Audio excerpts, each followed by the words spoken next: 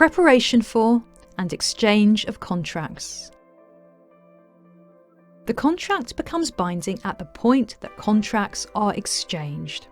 This is the point when the parties agree that the contract will have legal effect and they fix the completion date. Before exchanging contracts, there are a number of things which the solicitor, acting for a buyer, must ensure that their client understands and has acted upon. Firstly, if the risk in the property passes to the buyer on exchange of contracts, meaning they will still have to complete the transaction and purchase the property if something happens to it, then they must ensure that the client has put adequate insurance in place. Secondly, the solicitor must ensure that funding is in place to complete the transaction. Otherwise, the buyer will become contractually obliged to purchase the property, but will be unable to do so. In most conveyancing transactions, this means that the buyer's solicitor will request the mortgage money from the lender and will wait until they have received this before they exchange contracts.